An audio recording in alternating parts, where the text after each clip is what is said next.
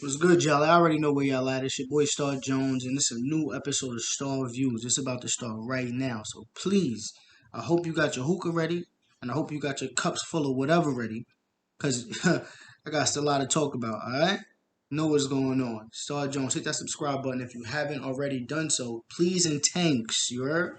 What's good, folks? Your man Star Jones will be back. Another episode of Star Views for your viewing pleasure. This is actually the first Star Views for the month of the year 2022. So, it's always a pleasure to do this for those who actually tune in and chime in and reach out and give me kind words on what I'm doing. I appreciate it. It keeps motivating me to keep doing what I'm doing. So yeah, first Star Views episode of 2022. This technically should be year 3, but again, year 2020 got cut short. But yeah, here we are. So today rather, we're going to be talking about the latest installment in the slasher horror franchise of Scream. Scream 5 to be, specific.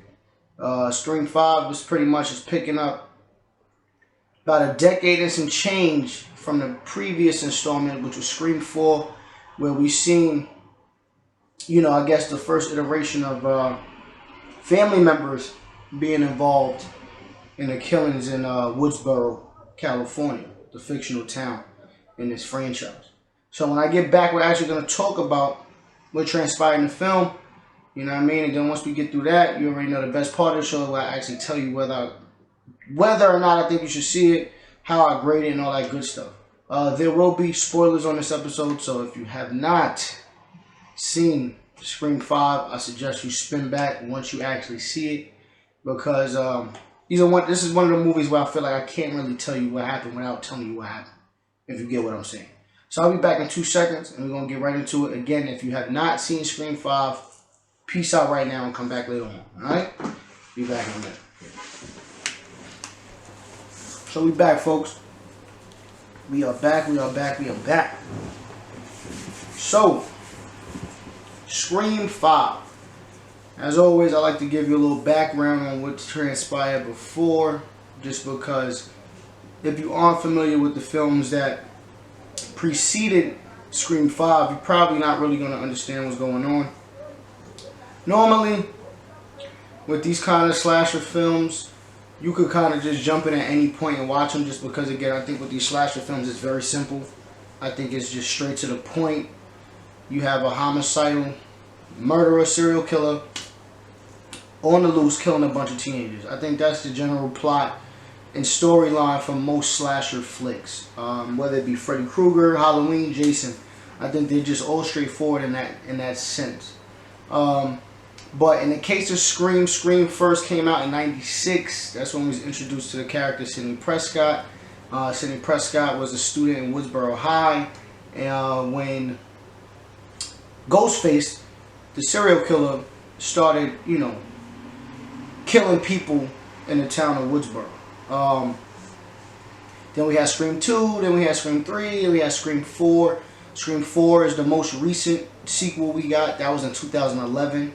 So yeah, it's been a decade and some change since the events of the first film. But Scream 5 again picks up 11 years later, which is 2022.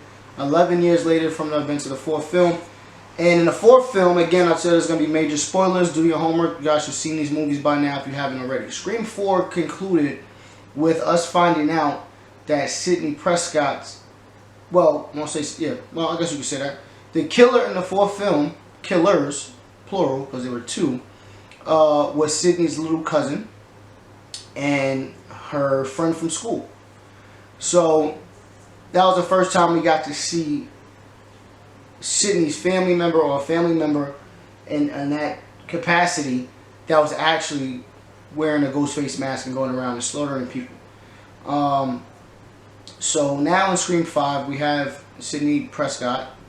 She's not even involved immediately in the start of the film. So let me get to that. So start of the film, we're introduced to this young lady by the name of Tara Carpenter. Tara Carpenter is a lone home In typical Scream fashion, every movie starts off with a girl at home being slaughtered to her death. But in this case, we had Tara again at home playing a game with the murder on the phone. What's your favorite scary movie? All that good stuff. But she ends up surviving the attack. Most of the victims in the movies in the opening scene do not survive the attack. Tara, however, managed to survive. So that was the first wrench that was, like, I guess you could say, unorthodox in how these Scream movies go about. So once we found out that Tara survived, we were then introduced to her sister. I think her name is Sam.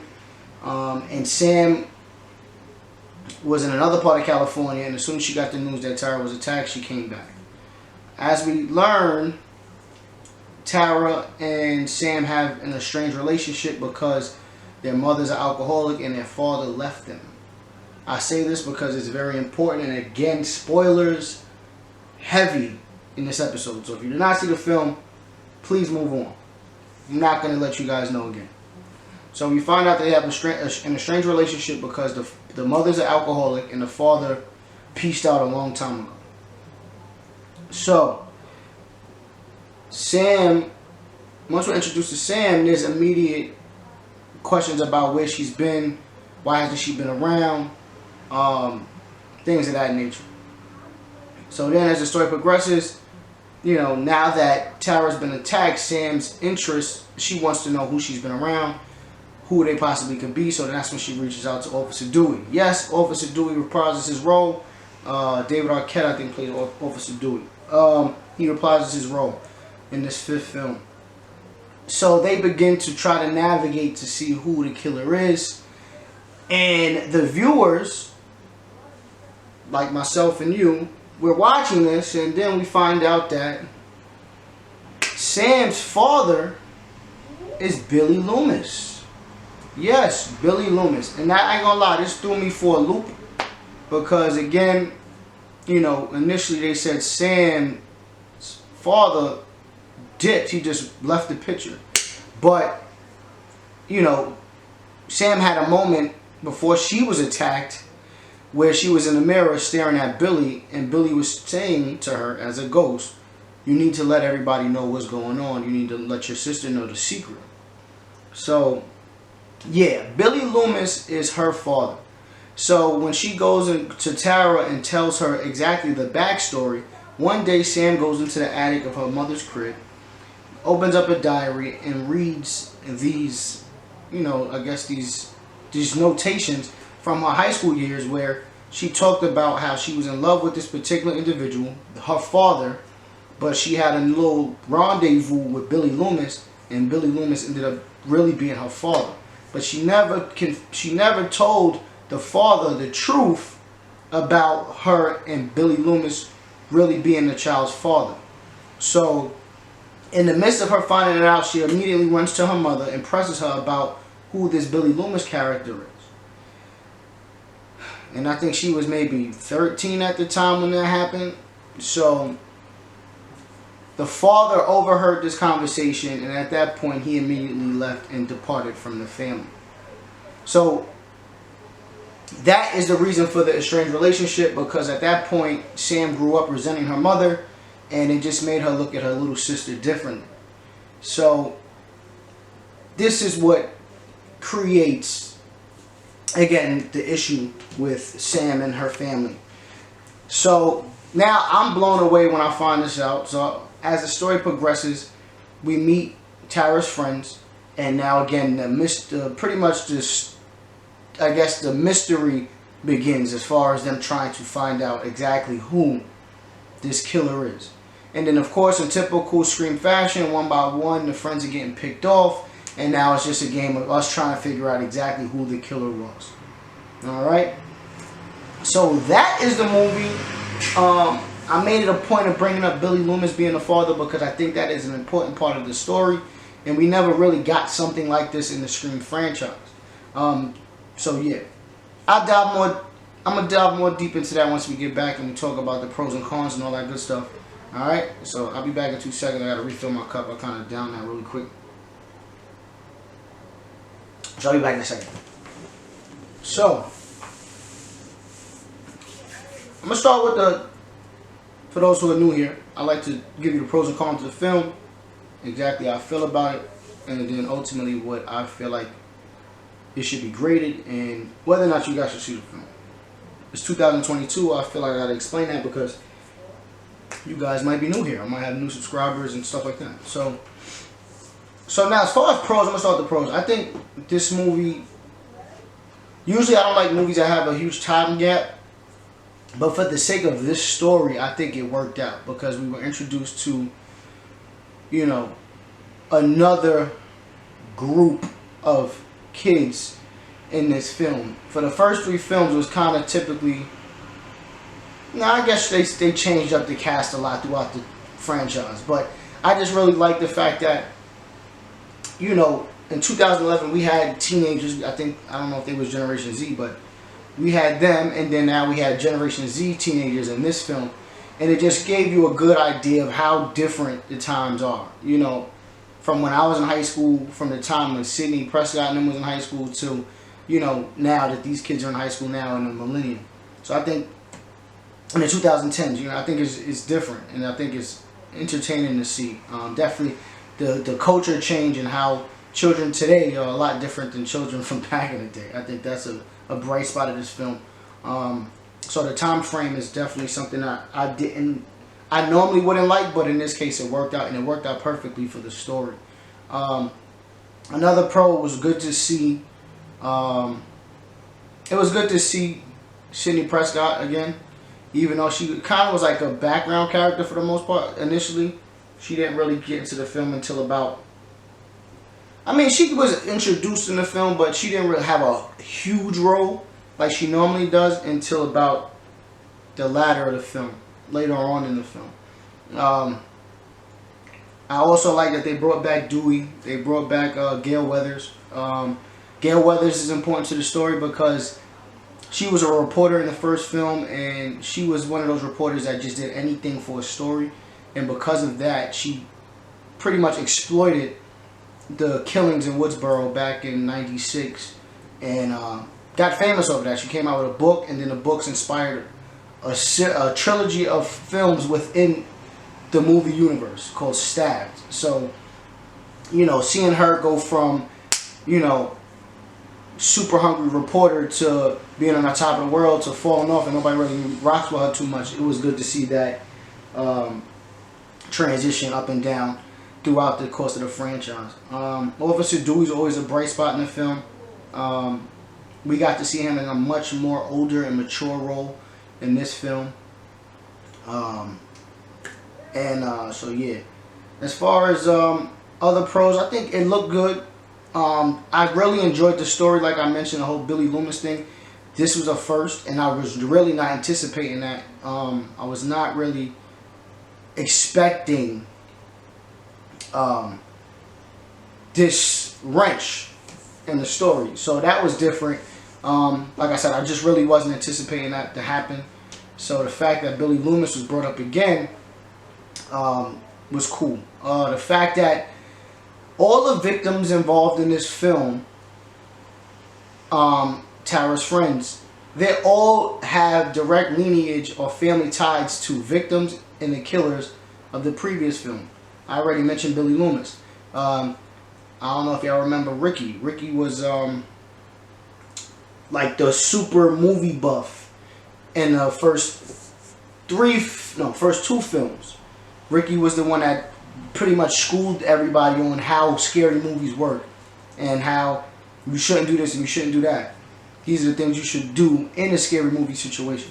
So he got off in the second film, but his sister's kids are now the targets in this new film. Officer, what's her name? Officer Hicks. She was in the fourth film, and she was like a deputy at the time when Officer Dewey was a sheriff of Woodsboro. And now she has a kid, and her son is what's the word I'm looking for? He's immediately affected by what's going on as well, because he's in the same circle as Tara. So seeing how we have all these legacy characters from the old films, and now their children are the ones being attacked in the new film is in there. You know, immediate family members are being attacked in the new film. I thought it was also very cool. As far as cons in the film, I don't think there were too many. Because again, I think slasher films are very straightforward.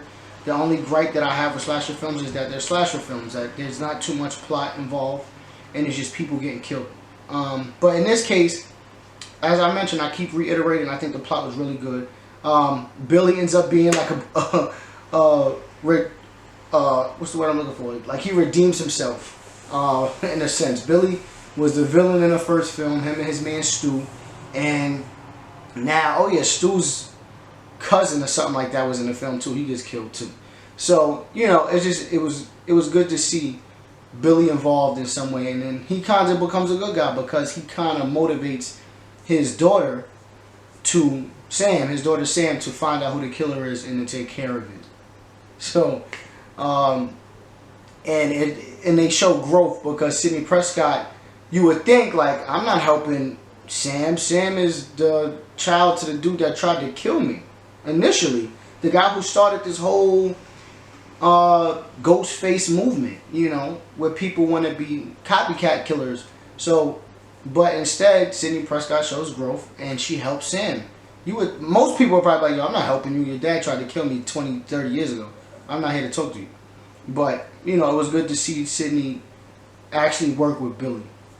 And I was sitting there watching it because there's a part in the film where Sam is forced to defend herself and kill someone. And I'm sitting there thinking to myself, like daughter like father, like father like daughter. She got it honest. Because when she started killing who she was killing, she didn't bat an eye. She just did what she had to do, and Billy was in the mirror, shaking his head, putting his thumb up in the air. So I think that was cool to see. As far as cons, again, I don't really have too many. The movie wasn't that long. It was about an hour and 40 minutes or something like that, hour 50 minutes. I feel like the pace of the film was good. Nothing too crazy. But with all that said, I think that you guys should check it out. But I think you guys should do your homework first and definitely watch the preceding films to actually appreciate was happening in Scream 5. Scream 5 was good. I think it was a good movie. Nice little date flick if you want to, you know, bring your significant. And you know, movies don't scare me for the most part. So, but you know, I think. Oh yeah, I think the killings in this movie was a lot more savage. Like, I think the killings in this movie was a lot more savage. The killers, yeah, it's two again. And the other in Scream 1, you had 2 killers. Scream 2, you had 2 killers. Scream 3, you had 1. Scream 4, you had 2. And Scream 5, you had 2. So they went back to the 2 partners in crime, donning the mask on and off. So, you know, that was cool. Oh yeah, another pro. They went back to Stu's crib. The killer in this movie ends up buying Stu's crib. So the final act of the film takes place in the same house where the final act of Scream 1 happened. So that was cool. And again, I told you a spoiler, so don't be mad. It is what it is. So yeah, with all that said, I'm gonna give this about a 7. I think this movie was cool. I think it was worth the bread. I didn't walk out the theater feeling upset. I think if I had to rank the Scream movies, this would probably be my second favorite Scream movie, if I'm being honest. Just being honest. And I've recently watched all 5, so yeah, I think Scream 5 probably falls in second place. So I think this is really good. So a 7, definitely check it out if you haven't already. Well, I hope you did because I gave you a bunch of spoilers, but if you stuck around anyway and said, F it, I'm going to still go see it, then appreciate you. So that is my time. I think the rest of January is going to be quiet as far as star views, unless I have a star quick views that randomly pops up, because those are usually how those go. Because Morbius was supposed to come out on the 28th, but now Sony has pushed its release date till April. So don't really have anything in store for the rest of the month of January as far as star views episodes are concerned. So in the interim, check out the other star view episodes that I put out. If you haven't already seen my award show where I awarded certain movies in 2021, check that out. But stay tuned. I'm still going to have star reacts. My trailer's going to drop throughout the course of the month. And I'll see you guys in February with another episode of Star Views. Alright? I appreciate y'all time. Y'all have a good day. Enjoy the day how y'all enjoy the day, and I'm gonna highlight y'all. Oh, y'all still here? Appreciate y'all for sticking around, man. But I don't got no more hookah. But what I do have is more content on my YouTube channel. So please, if you haven't done so already, hit that red button and subscribe. Hit the bell so you get notified as soon as I post anything. Alright? And if you haven't already followed me on social media, here's my information. Make sure y'all follow up. Appreciate it. Y'all still here, man. That's valid. Have a good one.